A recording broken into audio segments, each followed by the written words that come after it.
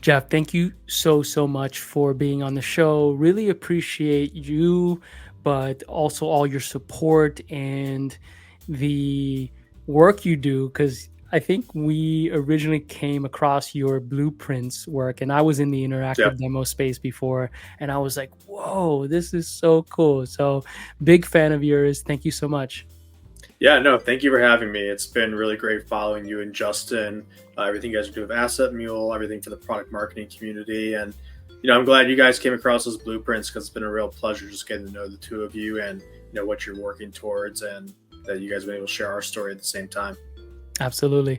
Well, real quick, speaking of story, maybe you can tell folks a little bit about your background and how did you get into this wild world of product marketing? Yeah, what's super unique about product marketers is they come from all different backgrounds I've found over the years. Some people come from a more traditional marketing background, some come from a product background. I actually come from a community management Mm. background. So I actually got my career started as a community manager at Bleacher Report, which is a sports website. So a lot of fun, but I was, really doing something completely different from product marketing. But at the same time, I was really starting to grow my understanding of users, features, products. How do you bring it to market? How are you communicating things, outwardly and getting that feedback back into your teams and your organization? And somehow it kind of led me down this path where I went from community management into content strategy. And then eventually, while I was at a company called Eero, they gave me the opportunity to jump into product marketing. And since then, it's been a wild 6 7 year journey of doing product marketing at a lot of different companies for a lot of different products and personas, and it's been really exciting to kind of learn a lot and learn a lot from others as well. So yeah, I've really have loved it so far. That's awesome. One of the common themes I've seen from awesome, great product marketers like yourself is the diversity in their background, right? Like Yeah. you mentioned Justin, who, yeah, I love Justin too. He is literally like a really great guy, and my co-founder Dane as well. So we're pretty blessed. But one of the things that I think makes Justin so dynamic is he comes from a sales background, right? So he Hmm. brings that ability to understand the other side of the table, right? Per se, Yep. especially when it comes to collaboration around sales collateral and assets and these sort of things. So, Yeah. well, let's dive in quickly to the idea of like the voice of the customer and storytelling because Hmm. I think you've done a lot of really great work there. How do you define the voice of the customer? Why is it so important? Yeah, it's a great question. I mean, when it comes to product marketing, I think that voice of the customer is super important because it's really what defines your product and your brand. Really understanding who you're selling to and what their pain points are. I think a lot of times, too often, companies kind of jump ahead to just like, what does the product do, but not what does the product solve for. And you really can't get there without truly understanding the voice of your customer and understanding who they are and what they stand for. And when I was, really starting out my B2B side of my product marketing career, I started to really realize like the stories that I'm hearing from prospects and I'm hearing from people who have bought the product and are now experiencing it. Those are the ones that really translate into, what your company is selling and what people want to hear. And so when you're a product marketer, instead of just telling the story of your product, I really think it's important to be able to tell the story of what your product does and what it provides. And so injecting that voice of the customer layered in with your product really supercharges that conversation you can be having at any stage, whether it's during the evaluation stage, the prospecting stage, and even post purchase going through renewal stage. Just reminding people like what you've done and what your product can do for them is super powerful and valuable in my opinion. As a product marketer, how do you, number one, determine what that voice of the customer is from your perspective? And then number two, like collaborate with sales to be able to understand their version or perspective of that voice of the customer. And then Yeah. lastly, be able to bring it to life in a way where you can enable now the rest of the go to market organization. And I guess also inform product, right? Yeah. It's a really difficult thing to nail, in my opinion. And I'm not saying I perfected it. One of the things that you really need to have coming into that situation is an open mind. You can't come in with the assumptions of what you want people to say because if you're either gearing them towards those answers or you're waiting for them to say it, you kind of already created that voice of the customer. What you really need to do is truly listen. And I think one of the most important things that I've come to realize over the years is that it's not what one customer is saying, what another customer is saying. What you're looking for is commonality in what their pain points are and what they're trying to solve. And what you're really trying to do is connect that back into that product story that you're telling. To the second part that you mentioned, how do you work with sales on driving that message home? I don't think you always need to have one message per se. I think what you really need to do is understand who you're talking to in that buying situation and be able to have the type of response that's geared towards them. Sometimes people look at that as a persona based approach or a vertical based approach, but really you need to be thinking about it as a pain point based approach and understanding what's most important to the person in front of you. And then how can you communicate that message of what your product can do and provide for them. But your question to that is like, well, that's when you can get into those sales conversations, have those one-on-one conversations with prospects. So how do you do it beforehand? And that is where it gets really difficult. And I think, you need to spend a lot of time talking to a lot of customers, a lot of diverse backgrounds of customers. You can't just say, hey, I've talked to one or two and like, that's it. We checked that box. Like, A, you need to talk to a lot of people, and B, you need to continue to talk to a lot of people. If you look at what's happened over the years, let's just take, for example, pre and post COVID, the way that your persona was thinking about the product pre COVID was completely different than how they were approaching things post COVID. And if you kind of just settled on like, we already defined our customer and like their pain points and their situations in this situation, and it didn't evolve it continuously throughout what they're going through, you're also going to miss the mark on continuing to devolve that voice of the customer and equip your sales team with like how the market's currently responding today. We've done a lot of customer discovery, as you know, because we chatted. Yeah. What was that, last year or something? Yeah. And you were obviously a persona that we were trying to learn more about, not an existing customer, maybe something that was a little higher on the funnel, so maybe pre-prospect, right? Hmm. And if it made sense eventually based on the research that we found. So when you think about the voice of the customer, and maybe you're like early and Yep. you are maybe the first hire on the go to market team and you happen to be a product marketer, or maybe you're just like you're given a go to market title and you have to do product marketing jobs to be done, right? Because that Yep. happens a lot as well. How much of the insights and information that you would gather within that context do you actually apply to saying, you know what, this is what we actually think is the voice of the customer? So one thing I wanted to add is, for example, our conversation, right? Again, I think we were pre-product being Hmm. launched and all this kind of stuff, right? So how much of the insights you provided us should we have actually used in determining that voice of the customer? Because you're not technically a customer, right? And some would argue, Yeah. well, you only listen to folks that are paying you or something, right?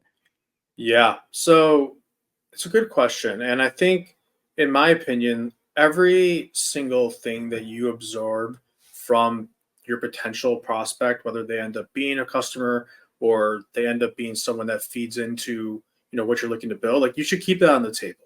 To our situation, that could be a rebuttal that you learn from when you talk to other buyers who are like myself. So, that doesn't mean necessarily your full story, but the buying journey and like the customer story, the voice of the customer doesn't just start and end with that first call. Like, there's a lot of different touch points. There's a lot of different situations that come up. Maybe it's your product is first to market, you don't have a lot of competition, or maybe you're going up against competitive situations. And what you really want to understand is like, where are those landmines? Where are the situations where we know if we're talking to a certain persona or industry, what are the types of things that we need to be ready for and that we can even be proactive on and answer those questions. So maybe, when we had talked a year and a half ago, you guys were like, oh, like when we talked to Jeff, it wasn't a fit for him in our product situation, but we learned a lot from what he said to us. And maybe we missed the boat on that opportunity. But when we talk to the next person that's like him, or maybe they bring up certain things like what Jeff brought up, we know how to get ahead of it this next time. So then we can further engage the conversation. Or you say, hey, we understand based on that feedback who our buyer is and who is not our buyer. What we can do with this feedback is say, hey, when we get into the situation, we can be really blunt, say, hey, we're not currently built for you today, but we might be built for you in the future. Would love to keep the conversation open, because I think one of the worst things that a lot of not just product marketing teams can do, but sales teams, growth marketing teams do is bringing in the wrong people into the funnel at the wrong time. Because when you do that, first impressions are everything. And if you do that, it's going to be a much tougher battle to go get that person when they are the right fit versus when they were not the right fit. It's almost like, if you eat something for the first time and you're like, I don't like how that tastes. Well, it's going to be a much tougher road for you to get me to try that food again because I already had my first impression. I didn't like it. And the same goes for B2B sales. And that's one of the toughest things I think a lot of people have to realize, especially when they look at, how do I expand my TAM? How do I, continue to grow my business? But you don't want to waste your time on the wrong prospects either, and then sour that relationship for when you might be ready in the future. You mentioned TAM and this idea of storytelling. How segmented do you recommend folks get in terms of being able to tell the right stories and enable sales with those stories, but around particular products or even launches of features underneath that product, right? Do you just like go a little wider and teach or enable sales to be able to kind of understand how to sort of maneuver around the different aspects? Let's just think bullet points. Or do Yep. you say we're going to focus on one bullet point here and enable sales and our channels with this, and that's it, right? Yeah. Yeah. I mean, I think when you really look at product and brand positioning and messaging, you need to have your North Star. If you start to be a buffet, then nobody knows exactly what you're trying to offer. So it's not that you can't go broader further down, the conversation, but at the very start, you need to really be focused on what you do and what you do best. And I think one of the things that a lot of teams get stuck in is the persona, like the title and like who the person they're talking to. But this goes back to what I was talking to in the beginning, which is like, what do you solve for? What are the pain points? Not necessarily every single pain point is going to be defined within the same persona and title that you're talking to. So I think you do need to understand who your title is, and definitely depends on the product that you're selling. You might be very specific for a very certain title, but there's also the opportunity where we've been having this conversation internally a little bit where we do really well with the customer success operations role, and but the role of CS ops isn't always necessarily done by CS ops. So are we specifically trying to talk to the CS ops persona in this situation? Or are we trying to talk to the people who are responsible for what CS ops does? And I think that's the distinction that a lot of people need to continue to think about, especially as teams get more agile and more lean, and like responsibilities start to depart from these very specialized roles.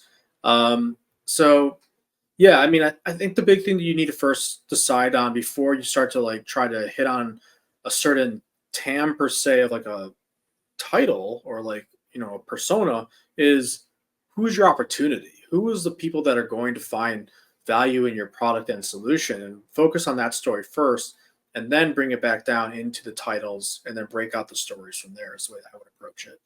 Wow, that really, really resonates with me for a lot of reasons, but just the idea that I'm hearing focus on those jobs to be done, because at one organization it may be this persona or title, at another Yep. it may be there, something else.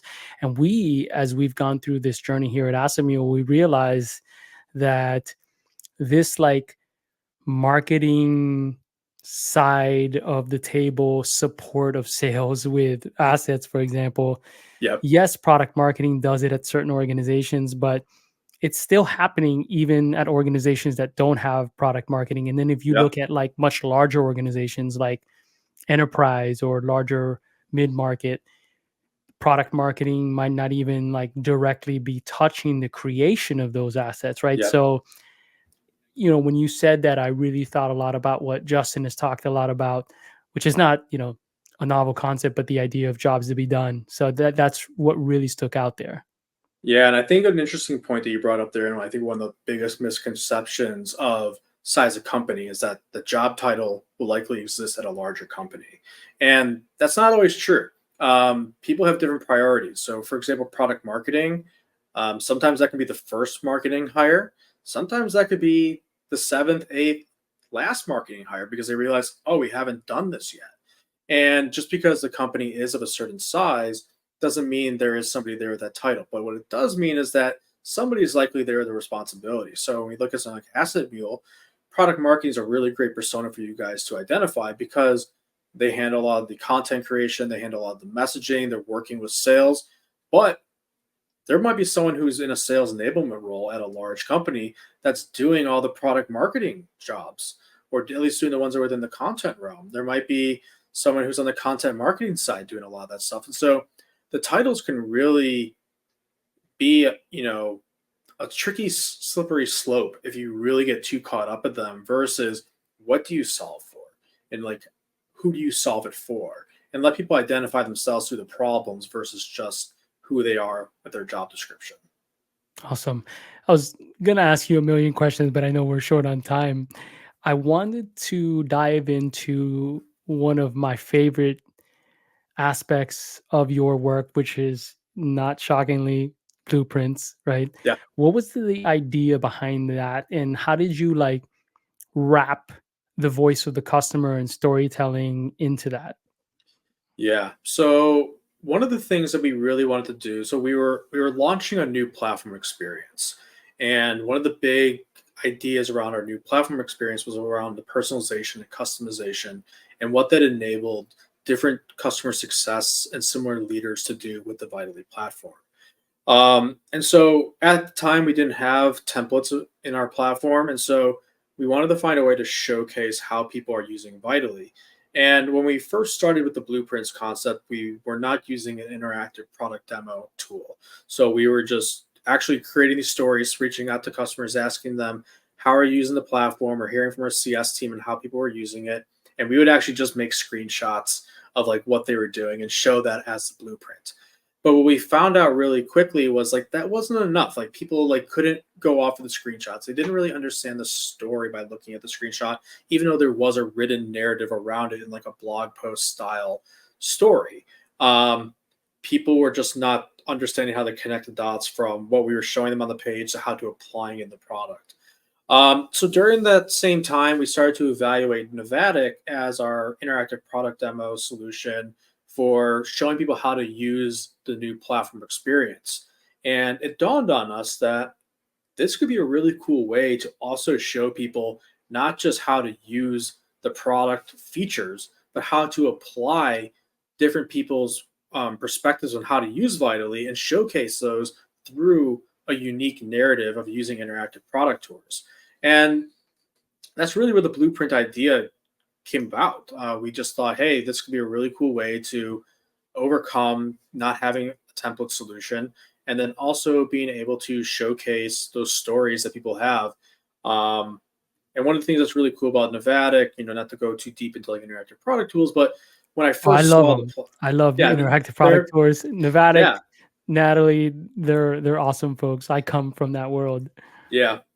Yeah, and so one of the things that was, dawned on me when I first looked at the way that they built their platform was they have this kind of like storyboard approach, which storyboard is very familiar from a product marketing perspective when we're creating like video assets or different things.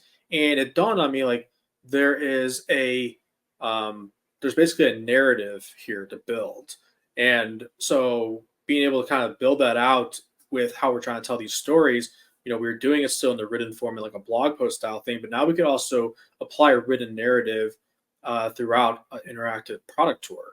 And yeah, it's been really awesome for us. It's a great way for us to showcase how people are using the product, both to prospects and to existing customers, but also allows us to amplify Vitally through those people who are creating the blueprints, using Vitally in different ways and really making them champions for the customer success space and also our platform itself. Awesome. One last question I had for you. Just Yeah. given that you came from the community world, how much of that community mindset should product marketers think about, especially today, right? Where we're like living on LinkedIn. Yeah. Yeah, so it's interesting. There's a couple different aspects to how you can think about community. I think as a product marketer, I think it's really important to tap into the broader product marketing community because there's a lot of information to share. There's a lot of unique different backgrounds that can be had and that can teach you a lot about product marketing. Product marketing is like a snowflake. No two product marketing organizations are alike. And so the way that people are running them, it's very different. And you can gain a lot of perspective by tapping into that community. But then from the aspect of how I came from the community management world, um, if you're a product marketer, one of the first things you need to be coming into with your role is thinking about empathy for your customers and empathy for your stakeholders. And as soon as you can really unlock that, you'll start to really understand how to work both cross functionally, but also outwardly to your customers, how you can bring those thoughts and insights back into your business. So when you are making product decision on how you're going to launch things, how you're going to change product experiences, having that customer first mindset can really allow that to empower your teams to make really good business decisions. So, yeah, I mean, that's the first thing. Whenever I talk to anybody who's interested in getting into product marketing, or if they're starting, a role as a founding product marketer, build that empathy muscle because it's going to be really critical for you to grow in your role, both internally and externally. Jeff, thank you so much for being on the show today and sharing your wisdom and your Yeah. experience. If folks wanted to connect with you on social, I think I know the channel, but if they wanted to connect with you, maybe learn more about what you're up to, or learn more about Vitally, or maybe Yeah. just best practices, what are the best channels or URLs to reach you? Yeah, so just LinkedIn's where I'm at. So come find me there. I'm never shy, so feel free to slide into my DMs and ask me any questions. I try to make time in my day, whether it's early in the day or after hours, to chat through things. So if anybody has thoughts or questions, as they're trying to grow as a product marketer, find their path in there. Been doing a lot of that lately. It's been really rewarding for me. So please don't be shy. Always happy to chat through stuff. And yeah, appreciate the time and really looking forward to continue to see you, Justin, and the team grow Asset Mule and this community. Awesome. Well, have a wonderful day. Thanks. You too, man.